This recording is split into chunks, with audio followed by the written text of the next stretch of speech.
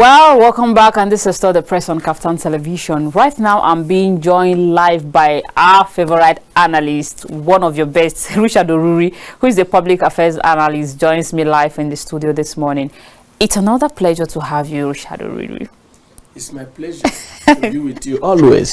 Good morning. Welcome. I really do appreciate for always coming whenever I call on you. Well, viewers, now let's get talking. And like we know, the tax reform bill again. We talked about this just last week. And this tax reform bill, the controversies and the division it has caused in the Senate, I don't even know. We can't even rate it. But then we woke up this morning to see that it's been suspended for further actions to be taken. It says Senate suspends action on tax reform bills. Someone's emergency meeting with Attorney General of the Federation to iron out disputed areas. Now, I want to ask you again, our analyst, this tax reform bill, now that it has been suspended, what is your expectation? Let me begin by saying, what is your expectation? Do you think this bill will succeed? Do you think it will fly or it will be killed? The bill has succeeded already. But the reason for the suspension of the tax reform bill is not general. Okay. The suspension is only within the Senate wing, not in the House of Representatives. And the reason is that the way and manner with which the Senate President managed this tax reform bill is a way that some senators will be suspicious. Okay. You get my point? And if you see how the House of Representatives Speaker took his stand on the tax reform bill, it shows clearly that he is not there alone. That they are there as representatives of the people. Despite they have voted them in to go and take decisions on their behalf. Sensitive issues like this, you have to refer back to them. Exactly. You refer back to them, take their opinion. And that is why the House of Representatives has decided that there should be a public hearing on the bill before they continue the debate about the bill in the House. But in the Senate, the case was different. Exactly. So the Senate President went ahead. Here they are on the second hearing of the tax reform bill. Yes. They have passed the first stage. They are in the second stage. Why the rush? Why not throw it open to Nigerians? Public hearing for people to come and react to it. Sensitive agencies and sensitive stakeholders, you call them together to come and talk about this tax reform bill. Then the gray areas will be discussed. If it is something you have to continue with the debate, you continue. If it is something you have to say, no, let's suspend, you do it. Now it's going front and back. Okay, the sitting they have been having concerning this now, who will pay for it? That is, see, the first time in the history of this country that we will have a Speaker of the House of Representatives that is a PhD holder. And he's not just managing the house, the lower house, in a way and manner that will convince Nigerians that truly, if you are educated, management of this country will be very, very good. In other words, school is not a scam. Yes. School not be scam. Epistocracy. You get it? Yes. Government for the land. Government for the educated ones. Leadership for the educated ones. Socrates, yes, that's Socrates or Plato. It was Socrates.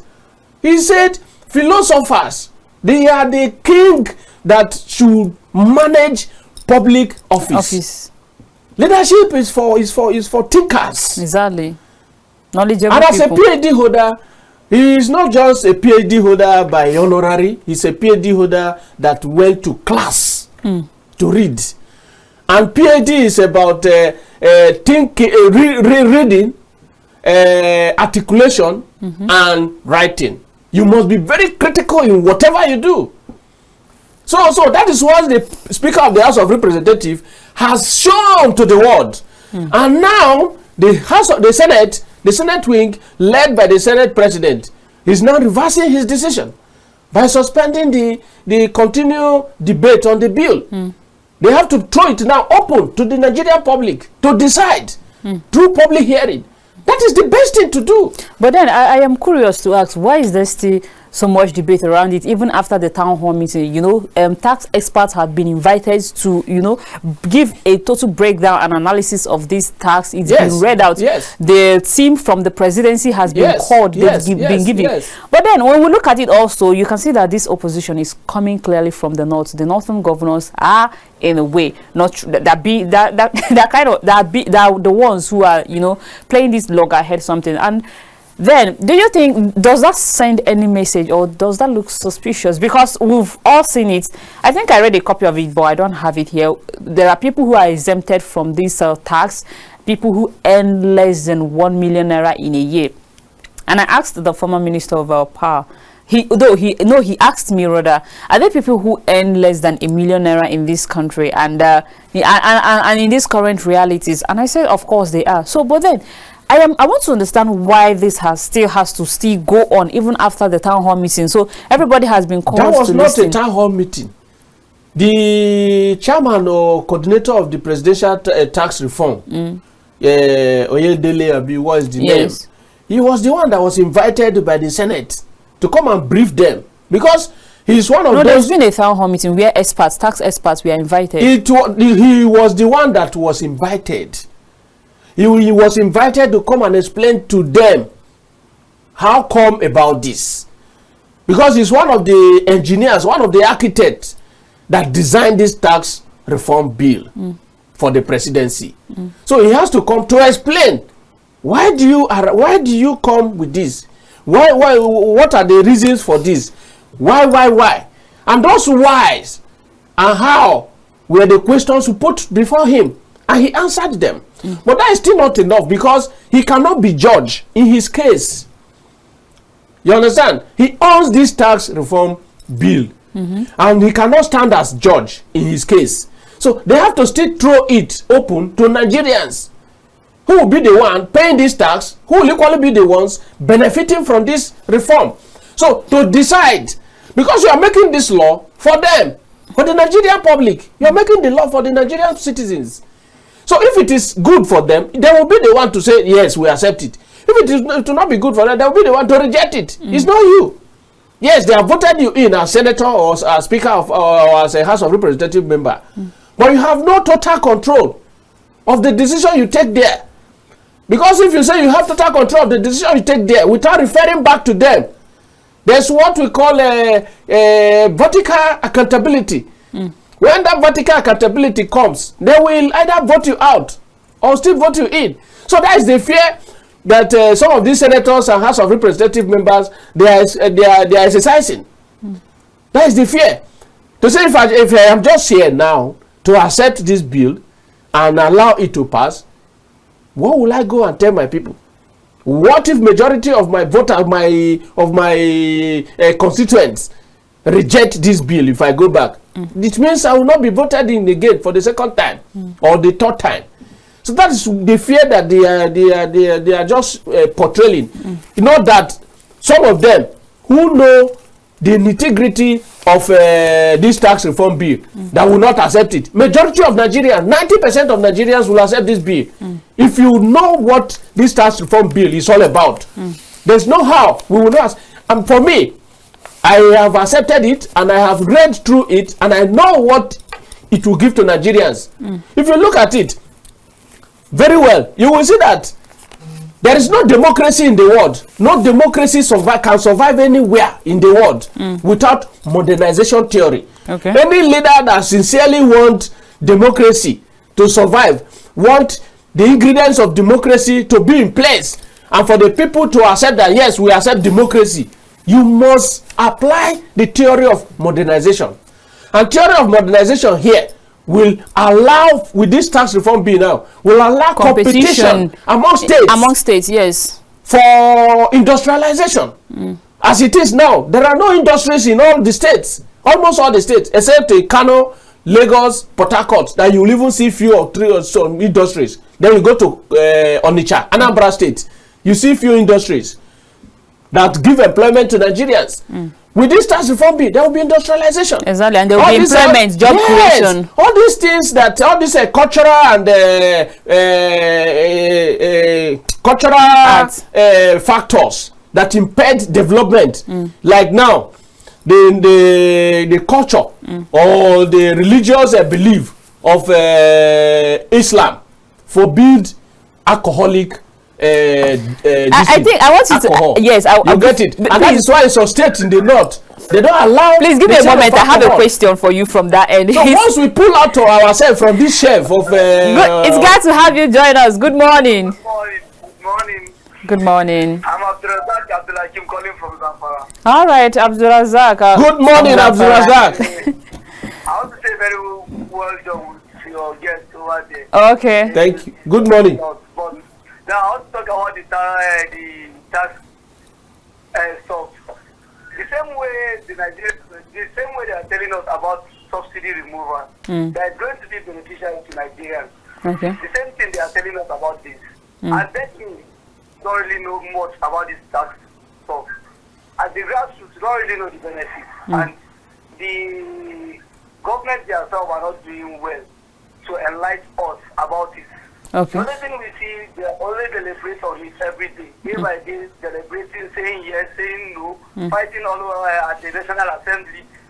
You understand? So the thing is, even when the tax stuff came around now, are they not going to politicize it the way they are politicizing the subsidy of the thing? Because Nigeria, we are all in pain today because we believe that subsidy removal is going to be of help to Nigerians. We all believe that and we all face it. And now we are coming to reality that up till now we are not getting what we are expecting for subsidy removal today. So the same thing, this tax stuff again is coming around again. At this time, that every Nigeria is crying. So I don't really know. If they are not going to politicize it, then that's okay. Thank you very much. Glad, thank you for your thought this morning and have yourself a wonderful day. Before I ask you the alcohol question, do you think, like the caller just said, do you think it will be politicized? What the fear is that he is expressing is germane, and sincerely, just like he said, there is no much publicity, and we need a National Orientation Agency to come in, educate Nigerians about this tax reform bill in our different languages. They can use Yoruba language to educate the Yoruba indigenes. Use Hausa language to educate them. Use Igbo language to educate the poor people at the local level, so that they will understand what this tax reform bill is all about. Okay. How, if it comes to play, that if you are earning below 1 million naira, you will not have a reason to pay tax. And if you have company and your company cannot generate up to 50 million naira a year, you have no reason to pay tax. And this will really encourage these small and medium scale businesses across Nigeria, and that will change our level of economic inequality. You get it? That gap will be bridged, and it will help a lot. And again, we are complaining of unemployment across Nigeria today. It is because, like before, I am from Benue State. Before, we have what we call Benue Cement Company. That employ large number of Benue citizens. Okay. Today, they sold it. The government, because of laziness, they sold it to Dangote, and we have Benue Brewery that produces live beer in Benue. Whether they sold it or is down now, and too many things. We have bricks where they mold this local block bricks company in Benue State. So all those things are no longer working, and that is why you see the. And I heard that block is even very way stronger than the one we use these days. Better than some of these blocks we use. I can call it bulletproof. Bulletproof. I heard that even bullets cannot penetrate. Bullet can penetrate, and no criminal. Like today now, if they come to your house and your door is locked, they go through the wall and cut the wall because it's just ordinary blocks with perforated edition inside. They break, but that bricks. There's no how any criminal can come and just break into your house. So now all those things are no longer working. You will go to Kaduna, we have what we call Ariwa textile. In the olden days, some of my community people were even working in Kaduna, training their children. Then when we have enough companies across the country, as you finish your university, before government call you for employment, all these public enterprises, they have already called you for employment, attach you with vehicle. I know so many people from my place who were given employment by private sector, and they were given vehicles. Their welfare were taken care of, and we were doing so well then. But today, all those things are no longer there. And the ones available with federal government, they equally privatize them, especially the time of Obasanjo. He privatized almost every public enterprise in Nigeria. And that is why today, even the federal government, they can't employ, because the number of persons they have, they are not retiring, they are not going down. They are even agitating that their year of retirement should be 70, or from the 60 years. They should be 70s. They are agitating. So that is to say there will be no space for other people coming from the university to go in. For the young once this competition comes in through this tax reform bill, the higher you contribute, the higher you get. But now there are too many free riders from this federation allocation. Too many free riders. Too many states. They don't contribute anything. Relaxed because they don't contribute they know anything, that something is coming at the end of the day. To take. Which is making it's not good for us. Making them so lazy, and the ones they are taking to the state, not that they are using it to even better the life of the citizens of the state. They are doing it for their own selfish pocket. And now, if you look at what is going on presently now, almost all the states of the federation, the budget they are presented this year now for 2025 is higher than what they presented in 2024. Exactly. And nobody is asking questions. Are they preparing this budget for their pocket, or they are preparing this budget for the development of their states? And there's no development in some of these states that you see that their budget 900 and something billion. Where is the effect of this money that you are pronouncing? Meaning our budget in this country, corruption is so hard, so high in the country. Private individual, look at now, one single individual on 753 duplexes in the Abuja town. One person, 753 duplexes seized by EFCC of recent. An individual. And if you go to that person's village, community, there is no development. 90% might not even be light in his village, they are dying in hunger. Most people may not even have roof to cover their head. Most people may not even have 1 naira to even go to school. Out of school children will be too many in the community. Where this idiot come from? But he's owning over 753. That's a whole lot. That's massive. A lot is going on in this country that no one is asking questions. But on this tax reform bill, I am 100% in support. Good. Yes. It's glad to have you join us. Kindly tell us your name and where you're calling us from. Good morning. Good morning. Good morning. I'm calling from Kano. I'm from Kano, but I barely hear you. Can you speak up a bit?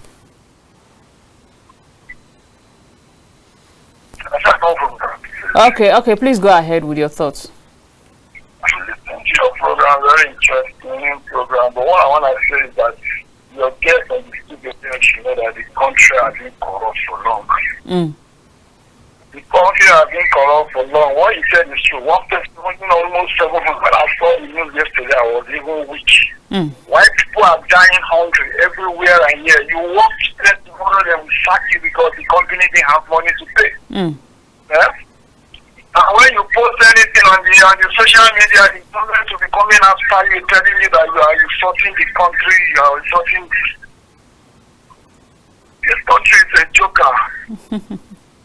This country is a joker. What I'm going to say, assuming that there will be an opportunity to do what former Ghana President did, Jenny Rawlings, just invite all these our politicians in a conference room. All of them, just after the meeting, just blast everybody all down. Blast all of them up and start building up new generations to come up. If not, nothing. We keep on talking every day, not changing nothing. Not changing nothing. People are suffering every day. And they will be telling me that Nigeria will be better. For how long? Since I was in the kids. Exactly. When I was in secondary school, they will be telling me Nigeria will be better. Up to this age, Nigeria will be getting better. Anyone will die?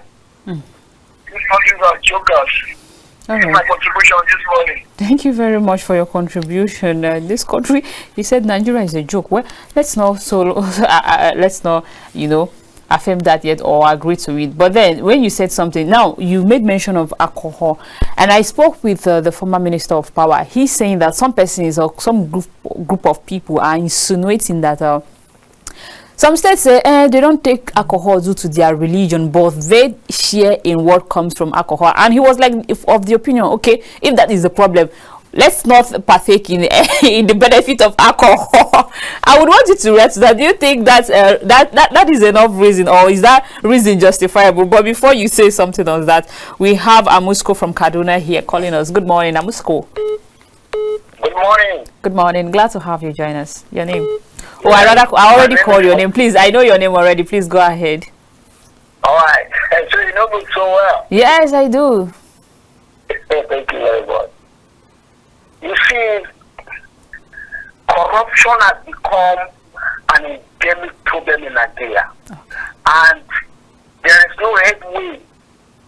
Government is not serious in tackling corruption. You know, when Murtala Mohammed came into government in the 70s, he did what he illegally acquired. He gave it back to the state. That is what we see as a repentant man that has come to work against corruption. Okay. But when we see these politicians, if they are desirous of working for corruption, they will have associated themselves, giving out the e-voting where they go back to Nigeria. I know they are serious. Since they are not doing that test, they are not serious. We see Tinubu must wake up.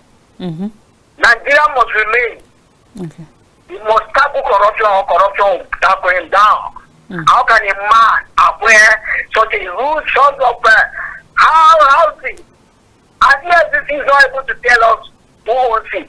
You say an associate of the former central bank governor. The former central bank governor has become a victim child, like Abacha. Every crime will be linked up to him. Every crime will be linked up to him. Nigeria is far advanced at this. All right, please, you have to round up with your thoughts to enable others join the conversation. They should tell us. And as for the tax reform, the northern governors should wake up. We have industries that are dead, moribund. They should wake those industries. Look at agriculture. Bring peace to north. Bring peace, agriculture, dead industry, resurrect them. All right. And then Nigeria get going, not be crying over tax reform. Thank you very much. Thank you very much, and have yourself a wonderful day. So then I want you to read, do you think that is a means, or is that justifiable? He said, okay, whatever comes from alcohol should only go to states that consume alcohol. Does that make any impact, or does that make any meaning? Yeah, with this tax reform bill, that is definitely what is going to happen. No, he's of the opinion that the tax reform bill should remain. That is religion. And I don't like delving into something that concerns religion. You have your right to practice the type of religion you want. But does that if their religion forbids it, and they have their right to equally forbid the sale or manufacturing. It's not about the sale, it's about what comes out, the benefit that comes out from. That is what I am saying. That is to say, if they want to partake in what comes from alcohol, they should equally encourage the production of alcohol in their own state, even the consumption of alcohol in their states. And for the fact that their religion forbids it, you can't force it on them. Exactly. So they will go by their way of religion. And if you say they should not partake in what comes from alcohol because their religion forbids it, then fine and good. You take your alcoholic profit. Exactly. And don't give to us. That is what he has said, and I concur with him. But the truth of the matter is that not just about alcohol, but too many other issues surrounding this tax reform bill will make states to wake up. Exactly. I love the sound of that, and I will make states to wake up, because as it is now, just few states contribute. The attention of Nigeria, even our budget estimate, is based on the benchmark of what they sell from crude. Nigeria, cannot tell us that we sell from cocoa. We anticipating getting this from granite. We anticipate getting this from onions. we are anticipating getting this from yam. We are anticipating getting this from orange. No.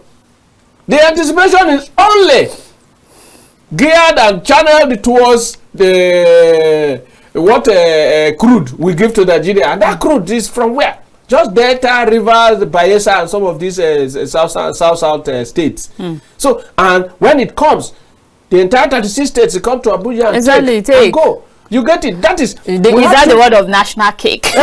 We have too many free riders presently, and that makes us so lazy. Good morning, and glad to have you join us on the show. Your name and where you're calling us from? If you can hear me, good morning. Sorry, we lost that caller. Hello, good morning. Hello. Good morning. Glad to have you join us on the show. Yeah, your name and where you're calling us from? I'm very well, thank you. Okay, thank you. The problem we're having in this country is corruption, pure corruption. And our governors, they are the main problem of this country. Okay. Especially the ones from northern Nigeria. They only sit and waiting for the federal monthly allocation. Oh.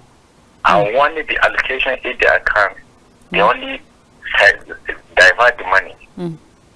Look at what they were doing now with the issue of local government autonomous. Look at how they were fighting the federal government just to make sure that each government shouldn't come to exist. So we don't know what to do. They were only praying for God to come to our aid. All right, thank you very much, and have yourself a wonderful day. Now, our dear analyst, I think we've done so much on this tax reform bill, but before we move on to the next, I also want to lend my voice to what our analyst has been saying in the studio since he got here. The tax reform bill, if you look closely into it, when you give it the proper analysis, you will see that it's going to help national growth, it's going to help in job creation and so many things. So I think this is a very welcome development. But then let's move on to other stories. This one here says, you accept my opinion today. I do accept it. You know, the last time I was disagreeing with your opinion, but after I went, I took my time and I went through it, and I see that okay, this is actually going to journalism, you don't publish in doubt. I wasn't publishing that. I was only aligning with some people who said the timing. Okay, now fuel imports hit 2.3 billion liters despite local production. I thought we have a local refinery. What's happening? How this is so much, from importation, 2.3 billion liters despite local production. What is going on? Are we encouraging local production, or we are discouraging local production? No, not that we are discouraging local production. But isn't this much to be imported? What we have presently is not enough to serve the country. And if you don't channel your interest towards even foreign importation of petrol, there's no how the masses will be well served. Going to our Port Harcourt refinery that they just reactivated, I don't think they have enough. There is still so many unclear doubts around the function of Port Harcourt refinery. Some persons are saying, you understand, it's not working. Some persons are saying it's working. You can see even what Dangote is producing cannot even serve Lagos, Ogun, and some other southwestern states enough to not to talk of even coming to Middle Belt here, then to southeast, then not. It's not enough. So the importation is a welcome development just to augment what they have here. Importation of petrol is not bad. And if that price is lower, then the other prices we call it fall here. Yes. Okay, now before we move on to the next story, let's see. We have a caller here. Good morning. Yeah. Good morning. Good morning. Glad to have you join us. Your name and where you're calling us from? Thank you for this opportunity. My name is Nasir. Okay, please go ahead. Well, the issue of tax bill reform is the issue that you're talking about, isn't it? Yes, exactly. Well, this is a welcome development, but when is it going to be implemented amicably and accurately, the way some foreign countries that are developed are using it? But the main issue is that I wonder, there is a lot of bills in Nigeria. We have education bills, and we have health, we have social amenities, and so on and so forth. But I've never seen a bill whereby House of Reps and Senate were anxiously to make first and second and third reading for it, so that President Bola Tinubu will assign it to be into law. I wonder, why not to sign to make a law that will benefit us? Economically, some economic experts have been telling us that this is a welcome development. This is something that will boost the economy of a given nation. But the main issue is that the benefit will, the credit will always go to the governor, the president, the executive, legislators, and so on and so forth. So the rest of the masses will just hang around. Now, if President Bola Tinubu wants to tell us that this bill will help us, then why not should I go and buy rice, one mudu of rice at 1,000 naira? I cannot do that. So a common man wants to see it practically and amicably that he is going to go and buy things maybe at the rate of 800 naira per mudu. And we have a lot of difficulties in transportation, and especially here in my state, we have a difficulty in terms of insecurity. So all this kind of money that they are talking about that they will generate to do that tax, especially that value added tax, let them use it so that to eradicate insecurity, especially across northwestern part of Nigeria. So why not our governors of northern part of Nigeria to come across and save us from all this? Thank you very much. I still remain Nasir.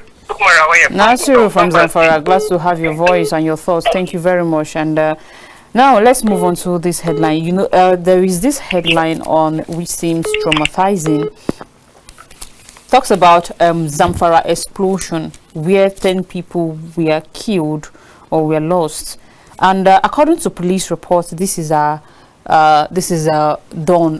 done by the Lakurawas. I mean, how would you react to this? Is this another phase of traumatic, going back to the Boko Haram and the rest of it? Because the story then, or those incidents then, was traumatizing, and seems like, God forbid, this is becoming happening again. What is your thought about this explosion in Zamfara?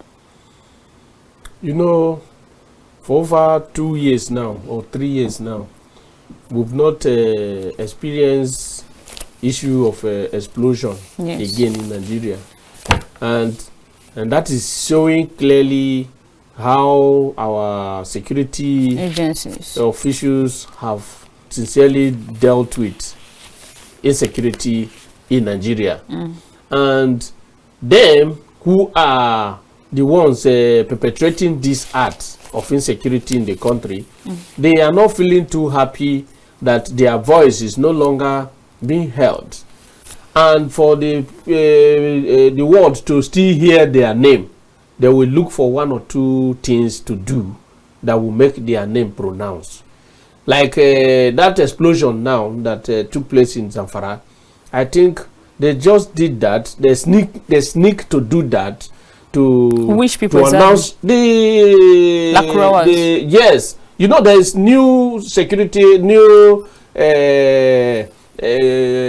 bad boys now within the north, not just Boko Haram again.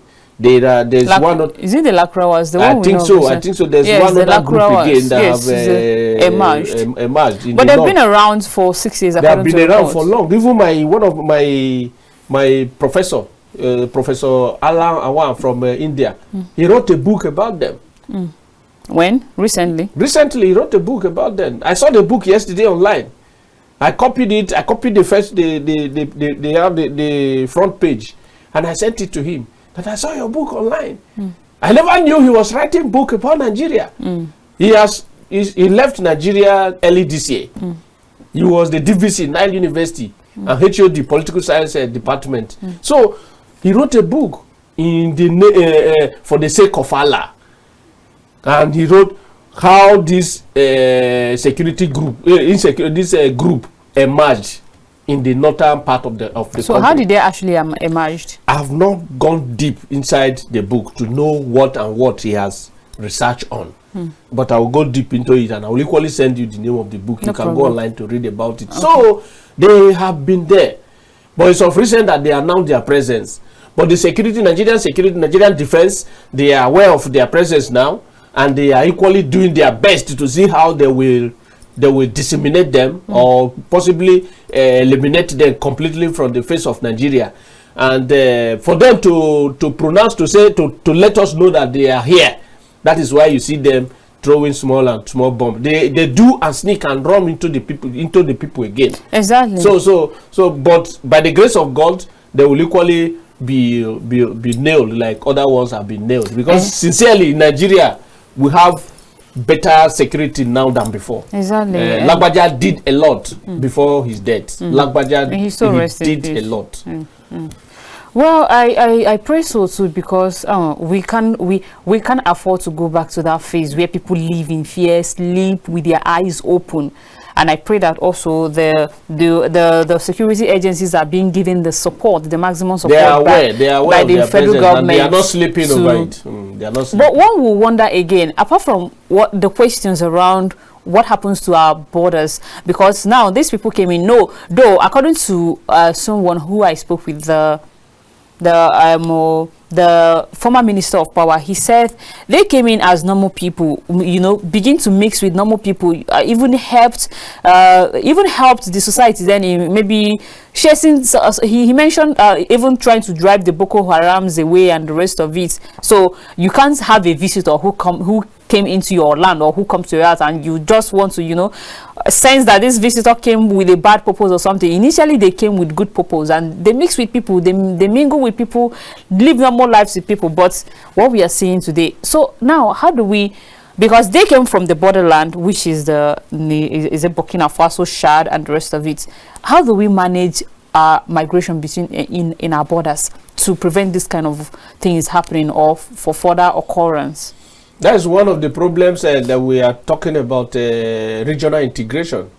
Regional integration is normal and is good for freedom of movement of let's say Nigerian citizens moving freely to Cameroon, and the Cameroonian moving freely to Niger. Is for the purpose of regional integration is good, but our security agency too, they have to know how to manage the borderline, border areas, because territorial integrity of a nation is one of the key ingredients of democracy. And any security system of a country that fails in that aspect, then you are not protecting the nation. All right. Then so for the proliferation of arms and some of these hoodlums coming from other countries into our own country, I can say the immigration officials, they have to step up this thing. Then civil defense as well is their responsibility, not just the responsibility of the Nigerian army. Civil defense, immigration, our borders, they are too porous, especially in the northern parts. If you go to Lagos now, there is no how anyone coming into Nigeria through Lagos will not come through air. They will come through air. And the Navy, they are stationed in Lagos, Port Harcourt very well, that there's no how any unwanted visitor can just come into the country through that part of the country. But in the north, you can just use your bike to cross to the other country. The other there too they can even come to our own without anyone questioning them. It's a problem. And that is why from before now, I used to say it, that before we can secure Nigeria properly, even if it is within our own part of the north here, it should be fenced like US. Should be fenced, proper fencing. Then you put opening where the original people that the country will give a pass to come in. Those who are doing business, crossing business through the borderline, they can be passing through that space. But leaving the entire space within the border open, it makes us so vulnerable to danger. And that is why we have it exposes us to danger. But then, seriously. But then, what do you think should be done? Because according to a researcher who spoke with Sheun on that, in that regard, said the border between the Chad, is it Chad or Niger, to that of the nearest border, which is it which of the border, is it the Borno or something border, is about 1,000, is about 1,000 kilometers, or I can't really, but let me not say. But then you could see that there is a long distance between the border to of Niger, the Chad, and that of Nigerian border. But then he talks about also network challenge, where people, so literally there is no security agencies for, if you can travel that far and be able to migrate to the next country, which is then coming to Nigeria, there is no border check, there is no check. There's no check, and if you see, we are too porous here. Is that not worrisome? Because how do we even fight that? In every home in Nigeria, the security that guides every family, almost every family, 70 to 80 to 70% of Nigerian families, the security that guides them, they are Niger. Nobody even check their identity. Nobody know whether they have passports to be here. Nobody know whether they are here to take in your security, your report to their country. Nobody know whether they are the one even inviting these people. You get my point. Most of them, they are equally, they may likely be a member of some of these yes, group. You're very correct. So like, I know of somebody that there are too many spies everywhere in this country. Sure. I know of someone that if he wants to know the type of food you eat, he comes to your dustbin. Every morning you come as if he's picking. He's picking. If it is Indomie, he knows when you eat Indomie. He knows. It's research. So and before you know it, he knows everything about you. From your dustbin where you drop your refuse. He knows everything about you as a person. The same thing applicable to the security keep in your house. He knows they know everything about you. The time you come home, the time you move out, and the type of food you eat, because you know you sent him out to get something. Even to an extent, the kind of conversations you keep. People that visit you. You get my, so there are too many things that we take for granted here. Even some of these business centers. Most people, if you are security conscious, you don't print some of your things in the business center. Some of them, they are being paid by researchers and security agencies. At the end of the day, they print everything that everyone has gone to that place to do. They print everything, and from that information, they know what, who, and how to track and that. You get it? So, but our border for today, our border is so porous. Nigerian border, especially within the northern part, is too porous, and government have to step up. Yes, the current Minister of Interior is doing his best. He's doing his best by digitalizing the system now, not just manual, but digitalizing everything. But that is not enough. That is not enough. Me, I am of the opinion that there should be fence. Nigerian border along the northern part should be fenced, because if it's not fenced, most people within this are part of the north, they are not Nigerians, and they don't have ID card, they don't have passport, they don't know where they come from. In Gwarimpa here, I know many of them that some days, if I don't see you for how many days, once I see you again, I say, where are you coming from? I say, I traveled before. I say, where did you travel to? I went to my place. Where? Say, Niger. I just returned. My wife is there. I am here. There are too many like that, and if you ask them, they don't have even passports. How do they go? Or even permits. They go out and come in as they like. They go out, come in the way they want. Nobody check them. Nobody check them. Well, it is a worrisome situation. It's a very problem. Very worrisome, because it's a problem. We knew how traumatizing the Boko Haram phase was. It was people barely sleep with their eyes closed, and Nigeria we can't afford to. Honestly, our borders actually, because if there were security checks or checkpoints at our borders, you know, the movement of them moving from there to Nigeria wouldn't be that easy. But you see. But then, may God help us, and we continue to pray that our security agencies do the best they can to eradicate this trauma, because it's traumatizing. Now, let's talk about this alleged defamation. Court remands Farotimi in prison. NBA condemns arrest, demands his immediate release. Now, I saw this thing trending yesterday on the internet about this arrest of Rotimi, say the defamation of whatever, alleged defamation. But then I want to get your thoughts, because Atiku has reacted to it, Obi also, Showore, people like that has reacted to it. What did they say he do? Well, let's quickly hear from this caller before we... Good morning, I'm glad to have you join us. Your name and where you're calling us from? Morning. Please tune down the volume of your TV set.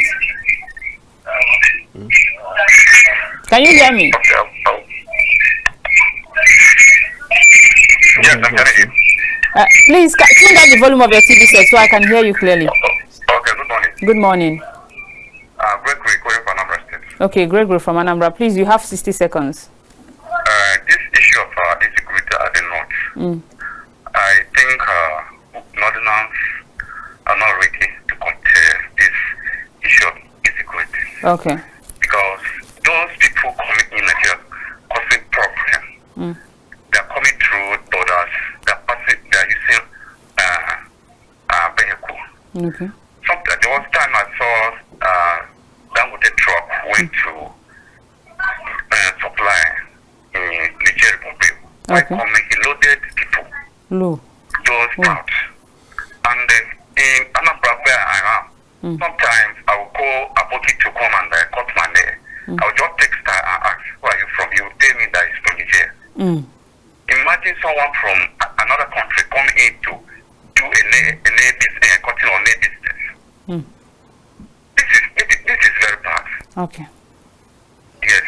And you know, the insecurity in the country, according to what someone told me then, that if it lasts more than 3 months, it means the government within the area knows something about it. Okay. So, the next Nigeria are talking about insecurity. The areas, governors, people that are at the north, they should tell us what is their problem. All right. And my God, Thank you very much for your contribution. Well, I just checked the time and we ran out of time already. I would have loved us to take some more headlines, but thank you so much, dear lovely analysts, for coming and being with me in the studio. It's a pleasure to always have you around. Thank you very much. It's my pleasure. This is where we draw the curtain on today's show. Thank you very much for watching, and do stay tuned on KAFTAN Television for more updates. God bless the Federal Republic of Nigeria. I am Macy Emelite. Have yourself the best of the day.